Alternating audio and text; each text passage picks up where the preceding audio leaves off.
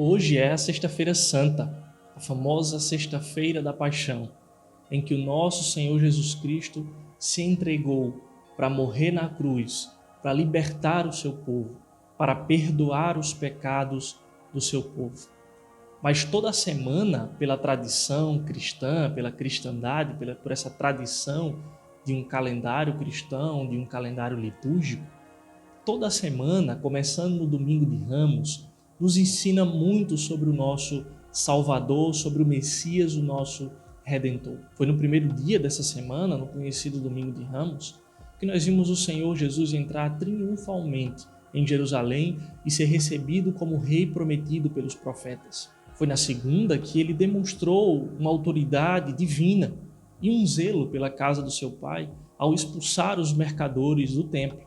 Foi na terça-feira, por meio das controvérsias no templo, quando ele adentra ali e começa a ensinar sobre o reino de Deus, que ele se mostra um mestre poderoso, sábio, ensinando ali por meio de várias parábolas, de vários ensinamentos, como os aspectos do reino do seu Pai.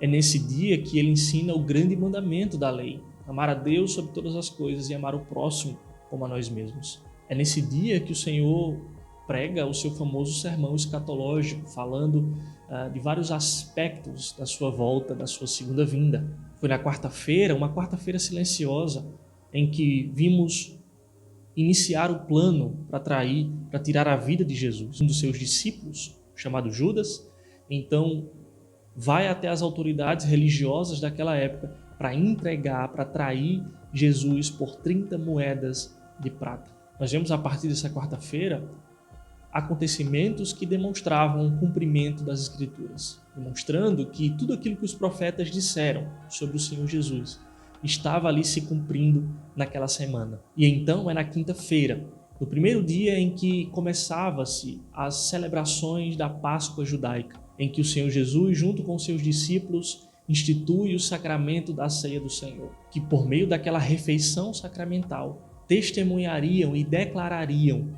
a morte de Cristo na cruz para libertar a sua igreja. Sacramento esse, ordenança essa, que foi instituída para todo o seu povo, para toda a sua igreja, em todos os tempos, para que recebêssemos graça da sua parte, para que então fôssemos alimentados pelo Senhor e então anunciemos a sua morte até que ele voltasse.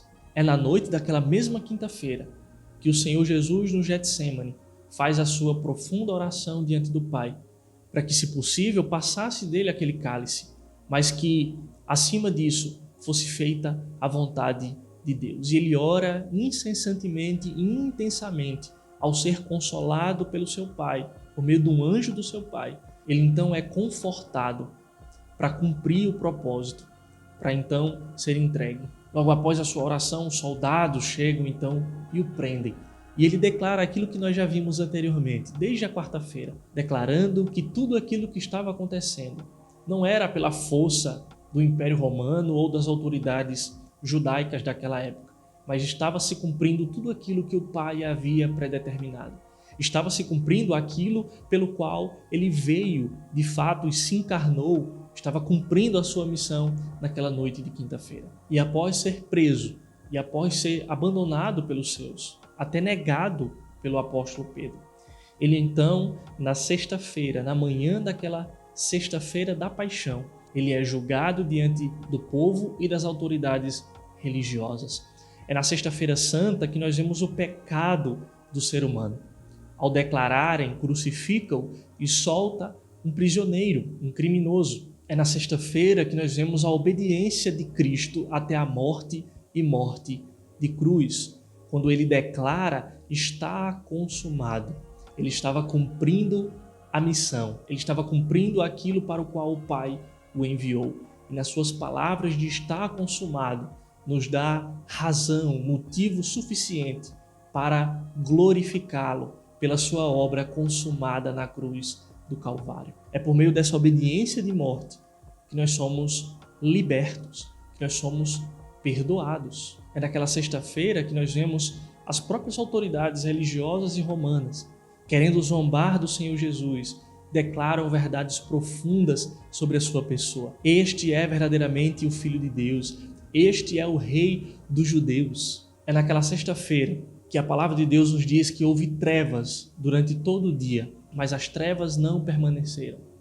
Havia uma promessa ainda maior, que após um dia de trevas viria a luz da ressurreição, viria a vitória sobre a morte, viria a ressurreição de Cristo, que nos dá esperança também da nossa ressurreição final.